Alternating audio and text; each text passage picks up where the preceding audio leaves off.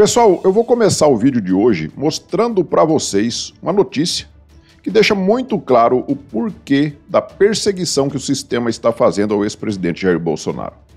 Vou mostrar para vocês aqui uma pesquisa que saiu do Paraná Pesquisas que diz que Bolsonaro está numericamente à frente do ex-presidiário que hoje ocupa a cadeira de presidente, apesar de tudo o que a imprensa, tudo o que o Supremo Tribunal Federal tem feito, tudo que o TSE fez deixando o presidente Jair Bolsonaro inelegível, ele continua à frente. E hoje nós temos, inclusive, o Supremo Tribunal Federal julgando aí, né? Legislando, aliás, porque eles agora estão legislando. Eles não têm mais nenhum pudor em legislar, em invadir a competência de outros poderes, e eles estão legislando a respeito das redes sociais. Eles estão loucos para colocar uma censura, porque eles imaginam que é através das redes sociais que a gente acaba enxergando a verdade, né? E desacreditando, então, aquelas mentiras contadas pela grande mídia que passou a vida inteira fazendo o que bem entendia com a informação. Hoje eles não têm mais o monopólio da informação graças às redes sociais. E aí, antes de eu começar mostrando as notícias aqui, eu quero pedir um favor para você. Observe se você já está inscrito aqui no canal. Se não tiver, clique no botão inscrever-se, se inscreva e também, depois de inscrito, ative o sininho das notificações para que você seja notificado sobre os novos vídeos que eu poste aqui no canal. Não se esqueça também de deixar os seus comentários e também de deixar o seu like. Vou começar aqui, pessoal, mostrando então essa notícia da revista Exame. O governo Lula é desaprovado por 51%. E aprovado por 46,1%, diz Paraná Pesquisas. A gente sabe que essas pesquisas, durante as eleições aí, elas foram bem parciais, né? Elas foram bem, assim, sempre tentando ajudar o outro lado, o lado da esquerda. E mesmo assim nós temos agora aí, depois de quase 2 anos no poder, o cachaceiro que está sentado na cadeira de presidente cada vez mais perdendo o seu apoio popular. Muito porque nós temos visto a inflação subindo, né? Hoje mesmo eu estava vendo a notícia aí que o preço da carne está disparando. A gente vai no açougue, hoje a gente nota, né, sensível o aumento dos preços. E a população pobre que teve aquela falsa promessa da picanha, agora não consegue comer nem carne de pescoço. E essa é a verdade, uma verdade que não tem como manipular, não tem como esconder, não tem como o IBGE do Márcio Postman esconder esse tipo de informação. Então nós temos aí o governo com uma desaprovação maior do que a aprovação em menos de 2 anos de governo. E aí nós temos uma outra notícia aqui, que o Igor Gadelha lá do Metrópolis traz, que ele diz o seguinte, ó: inelegível, Bolsonaro aparece numericamente à frente de Lula em pesquisa. Então, além da desaprovação dele estar maior do que a aprovação, nós temos hoje um candidato, eu diria candidato entre aspas, porque Bolsonaro está inelegível, né, pelos crimes gravíssimos de ter se reunido com embaixadores e de ter participado do evento do 7 de setembro lá de 2022. Então, ele está inelegível. Você se lembra lá do Benedito Gonçalves, lá do TSE, missão dada, missão cumprida, né? Então, Bolsonaro ficou inelegível. E aí, então vou mostrar aqui, vamos ler um pouquinho aqui da notícia do Igor Gadelha, que ele diz o seguinte, né? Inelegível, Bolsonaro surge numericamente à frente de Lula em pesquisa. Mesmo inelegível, ex-presidente Jair Bolsonaro aparece numericamente à frente do presidente Lula em levantamento do Paraná Pesquisas. Aí vamos ver aqui, ó, o que diz aqui embaixo, ó. No cenário estimulado, Bolsonaro aparece com 37,6% das intenções de voto. Estimulado é aquela que você dá a opção os eleitores, mostrando ali nomes de possíveis candidatos. Enquanto Lula tem 33,6%. Apesar da vantagem numérica do ex-presidente, ambos estão tecnicamente empatados na margem de erro de 2,2 pontos. A pesquisa foi realizada entre quinta-feira, dia 21, e sexta-feira, dia 25. Então foi realizada agora, na semana passada, né? Antes, portanto, da divulgação do relatório final da Polícia Federal sobre o inquérito do golpe. Eles frisam aqui que foi antes da narrativa ali do golpe, mas eu tenho certeza que isso não vai mudar em nada. Se mudar, vai ser para aumentar ainda mais a popularidade do presidente Jair Bolsonaro, porque o povo não acredita mais nessas narrativas. Já teve tantas narrativas aí, inclusive de importunação de baleia e tudo mais, e o povo perdeu a credibilidade, perdeu a confiança, né, nessas instituições que são aí TSE, STF, Polícia Federal, perdeu a confiança nessas instituições. E não é por culpa de redes sociais ou por culpa da extrema-direita, como eles querem dizer, não. A culpa é deles mesmos que fazem que as pessoas percam a confiança neles. E aí fala aqui o seguinte, né? E aponta, então, esse relatório aí da Polícia Federal aponta Bolsonaro como líder da trama golpista, né? Apesar de não ter apresentado nenhuma prova em relação a isso. E aí, como ficou o cenário, então, aqui estimulado da pesquisa, né? Jair Bolsonaro com 37,6%, Lula com 33,6%, 4 pontos atrás, né? Ciro Gomes, do PDT, com 7,9%, Simone Tebet com 7,7%, Ronaldo Caiado com 3,7%. Então nós temos aí, Bolsonaro continua sendo a pedra no sapato do sistema, né? E aí eles então têm que deixar o presidente, além de deixar inelegível, tem que prendê-lo para que ele não tenha nenhuma chance de voltar ao poder. E depois eles deixarem ali para concorrer aquela direita, que é a direita limpinha, que é aceita pelo sistema. Temos aqui, né, uma notícia aqui da CNN que diz o seguinte, ó: com o plano de golpe, né, o Supremo Tribunal Federal deve elevar a rigidez sobre a atuação de Big Techs no Brasil. O órgão inicia hoje julgamento pela regulamentação das redes sociais de gigantes como a Meta e Google no país. Eu não diria que isso aqui é um julgamento, não. Não é um julgamento pela regulamentação, não, até porque nós temos aí o Marco Civil da Internet, que é uma lei que foi aprovada, se não me engano, no governo Dilma. Né? E uma lei, inclusive, boa. E ela tem, sim, uma regulamentação. As redes sociais são regulamentadas. Inclusive, qualquer coisa que se diz ali nas redes sociais, você pode ser punido. E aí, o que acontece? Eles estão, na verdade, legislando. Eles estão passando por cima da competência do Poder Legislativo e estão legislando. Estão legislando. E agora eles estão usando tudo o que eles vão fazer agora, eles usam o golpe.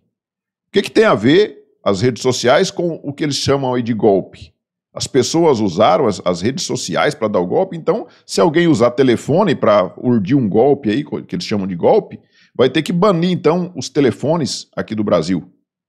Porque as redes sociais são apenas uma ferramenta, assim como é o telefone. E eles querem, então, fazer a censura, o que eles chamam de regulamentação, de todos os jeitos. E essa censura, eu tenho certeza que as pessoas que vão cuidar dessa censura ali vão censurar apenas as pessoas de um único espectro político, que é a direita. A esquerda vai continuar fazendo o que bem entender. E o pessoal da esquerda está aplaudindo isso daí. Mas se um dia a direita voltar para o poder, será que a esquerda vai continuar aplaudindo esse tipo de coisa? Ou eles vão ficar temerosos de que pode se virar contra eles esse tipo de coisa? Mas, por enquanto, como a faca está na mão deles, eles estão animados e estão ansiosos para ver esse tipo de censura em vigor aqui no país. E aí, o que está acontecendo hoje no Brasil se parece muito com o que aconteceu na Venezuela, né? Esse golpe que aconteceu na Venezuela, e ele foi descoberto o golpe justamente porque lá na Venezuela agora nós temos os votos auditáveis, né? O voto impresso. O voto que é feito ali na urna eletrônica com o voto impresso ali do lado. E aí, o que aconteceu? Foram liberadas lá as atas em cada sessão eleitoral lá na Venezuela, foram colocadas aí as atas das votações, que esses votos são conferidos ali na própria sessão eleitoral, eles foram conferidos e as atas foram disponibilizadas ali. E o que o pessoal da oposição, o Maduro, fez lá? Eles fizeram um compilado de mais de 80% dessas atas, porque é impossível ter voluntários para fazer 100%. Mas fizeram mais de 80% dessas atas lá e chegaram a um número em que não era possível mais o Maduro vencer as eleições. E que o Edmundo Gonzalez teria sim vencido as eleições lá.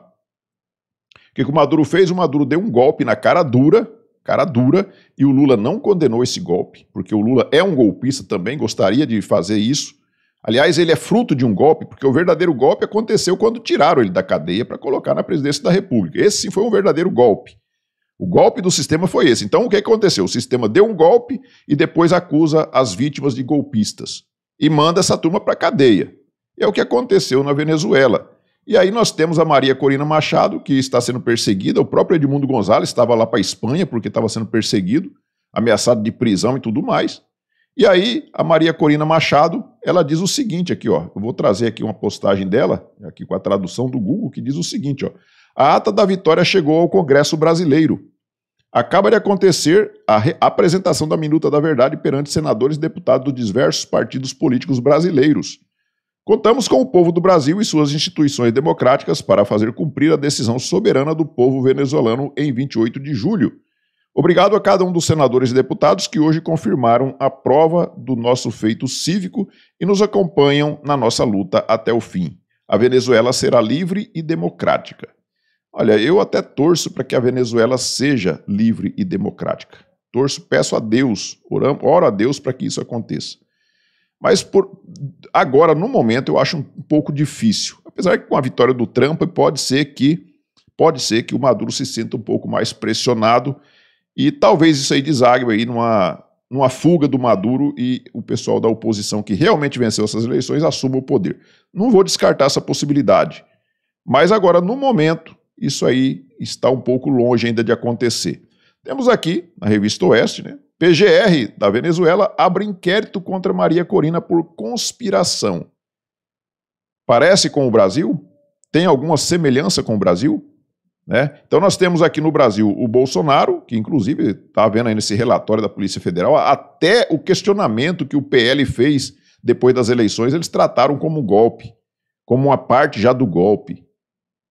Tudo para esse pessoal é golpe. Só não é golpe quando eles estão no poder, nos saqueando, nos roubando. Mas se eles não estiverem no poder, é golpe. Como diz a Fátima Bezerra, é golpe. E aí, então, a PGR, a Procuradoria-Geral da República da Venezuela, PGR, o modo de dizer lá tem um outro nome, mas é como se fosse a PGR, o Ministério Público da Venezuela. Tá? Então eles abriram um inquérito dizendo que a Maria Corina estava fazendo uma conspiração. Aqui na Carta Capital, que é um site de esquerda, diz o seguinte, ó. O Ministério Público da Venezuela abre investigação contra Maria Corina Machado por traição à pátria. Né? Troca essa traição à pátria por golpe é o que está acontecendo aqui no Brasil. Né? Os opositores sendo taxados de golpistas. Mas ainda bem que nós temos aí um homem que acusou o Lula de querer voltar à cena do crime e acabou depois voltando junto com ele à cena do crime, que diz o seguinte, né? E Lula subiu a rampa. Viva a democracia, o povo brasileiro e as instituições da República. Essa postagem foi de ontem. Então, Geraldo Alckmin está dizendo, né, que não houve golpe coisíssima nenhuma, né? Lula subiu a rampa e a democracia está viva, né? Viva a democracia, o povo brasileiro e as instituições da República. Ou seja, nada aconteceu e isso não sou eu que está dizendo. Quem está dizendo é o vice-presidente que voltou à cena do crime com o ladrão. E hoje ele assume que não houve golpe coisíssima nenhuma. A Gleisi Hoffmann, que essa daqui ela não falha, né? Não falha. Ela diz o seguinte, ó, que ninguém se engane quando Bolsonaro, seus filhos e seus cúmplices pedem anistia em nome da pacificação nacional. A paz que eles gostam é a paz dos cemitérios com os adversários mortos e as instituições silenciadas. Será mesmo que é isso que acontece? Quem que sofreu uma tentativa de homicídio de verdade? Não foi narrativa, não. Quem que foi esfaqueado aqui no Brasil? Foi o Lula ou foi o Bolsonaro? O que eles querem agora com essa narrativa dizendo que queriam matar o Lula, queriam matar o Xandão, queriam matar o próprio Chuchu aí, o Geraldo Alckmin? Eles querem dizer que o Lula também foi vítima de um homicídio, né? Tentaram tirar a vida do Lula. Mas quem que levou realmente uma facada? Foi o Bolsonaro. Quem que persegue os opositores? O Bolsonaro perseguiu alguém? Quantos opositores foram presos ou fugiram do país por conta da perseguição de Bolsonaro? Nenhum. Quantos opositores estão presos hoje no Brasil, no governo do amor, no governo do Lula? Quantos estão foragidos aí em outros países, asilados em outros países aí, porque seriam presos se tivesse ficado por aqui?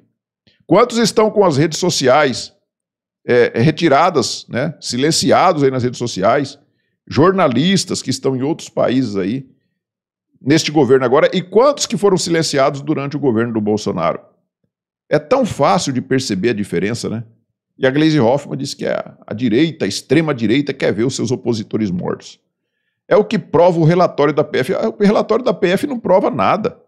Não prova nada, é apenas narrativas, são apenas narrativas ali. Querem impunidade para continuar aterrorizando o país, sem anistia e arquivamento já. Então, a Gleisi Hoffmann, que tem os seus chefes aí todos anistiados, era um bando de bandidos de verdade, terroristas que foram anistiados lá atrás, e hoje vem com essa conversinha aí de sem anistia para pessoas que nem a Débora, né, que escreveu com um batom numa estátua e pegou 14 anos de cadeia. Esse pessoal se diz defensor da democracia e eles se dizem também o governo do amor. Eu tenho aqui, pessoal, para a gente terminar o vídeo aqui, mostrar para vocês como que é a democracia do sistema que está agora aqui, do regime que está mandando no Brasil. Temos aqui o jornalista Fernão Lara Mesquita, que ele diz o seguinte, ó, essa postagem dele aqui é de hoje, tá? É de hoje, agora às 11 horas da manhã, 11h04, que diz o seguinte, ó, Moraes proíbe Felipe Martins de depor no Congresso. Convocado pelo deputado Marcel Van Hatten para depor na Comissão de Relações Exteriores e Defesa Nacional, o ex-assessor do presidente Bolsonaro foi proibido de fazê-lo por Alexandre de Moraes, sob pena de ter revogado a suspensão de sua prisão. Olha só a gravidade disso. O que o Felipe Martins fez para estar com esse monte de restrições? Ele ficou 6 meses preso, gente. Acusaram o cara de ter ido para os Estados Unidos. O crime dele era ter ido para os Estados Unidos com o Bolsonaro. E depois ele foi preso, ficou mais de 6 meses preso, provou que não foi para os Estados Unidos e mesmo assim agora a Polícia Federal está dizendo que ele forjou a entrada dele nos Estados Unidos. Eles fizeram uma entrada falsa do Felipe Martins, eles falsificaram a entrada dele, cometeram um crime, prenderam o Felipe Martins cometendo um outro crime de deixar um inocente preso por mais de 6 meses. E agora o Alexandre de Moraes proíbe ele de ir lá no Congresso prestar esclarecimentos, sob pena do cara voltar para a cadeia, gente. Isso aqui é democracia? Vocês querem mesmo? Você que é petista que está me assistindo agora, você acha mesmo que isso aqui é uma democracia? Põe a mão na consciência, gente. Martins foi preso em fevereiro passado e passou 6 meses numa cela acusado de ter ido aos Estados Unidos para fugir de processo por tentativa de golpe de Estado. E não foi libertado nem depois que ele, a TIM Celulares, a Azul Aviação e o governo dos Estados Unidos apresentaram provas de que a tal viagem, que de resto não pode ser chamada de crime por nenhuma lei brasileira, jamais aconteceu. E ainda teve também tickets da Uber, né, que ele usou Uber lá no Paraná, acho que ele estava em Curitiba. Além das passagens aéreas, ele mostrou o ticket da Uber, que ele estava andando lá em Curitiba, lá. E mesmo assim, ou seja, inverteu o ônus da prova. Ele teve que provar que era inocente. O Felipe Martins teve que provar que não tinha ido para os Estados Unidos. E mesmo ele provando, hoje ele está usando tornozeleira eletrônica, está com um monte de restrições à sua vida. A vida dele está praticamente destruída. E agora o Alexandre de Moraes proíbe ele de ir no Congresso Nacional para ser ouvido por uma convocação ali do Marcel Van Hatten. E alguém ainda tem a cara de pau de vir falar que nós estamos numa democracia. Tenha santa paciência, né, gente? Então, pessoal, é isso que está acontecendo no nosso país, cada vez mais de ladeira abaixo. O cachaceiro, com a sua popularidade cada vez pior, né? Esse dia eu estava vendo a matéria aí, lá no Nordeste, lá na Paraíba, com a questão lá dos carros-pipa, que ele não tinha dinheiro, não tinha verba para pagar, o pessoal estava com falta de água. Os eleitores do Lula, né? Porque a Paraíba foi parece que é o único estado que, parece que em todos os municípios ele venceu as eleições. E agora, como pagamento, os paraibanos estão recebendo a falta de água. Então, indo de ladeira abaixo o nosso país. A economia, tudo indo de ladeira abaixo, apesar de que você vai olhar nas redes sociais dessa turma aí da esquerda, o Brasil está um paraíso, um verdadeiro paraíso isso aqui. Então é isso, pessoal. Peço a vocês que observem novamente se já estão inscritos aqui no canal. Se não tiver, clique no botão inscrever, se inscreva aí, ative o sininho das notificações, deixe seu comentário, fale aí o que você acha de tudo isso, o que você pensa de tudo isso que está acontecendo aqui. E não se esqueça também de deixar o seu like. Nós nos vemos no próximo vídeo. Fiquem todos com Deus. Tchau.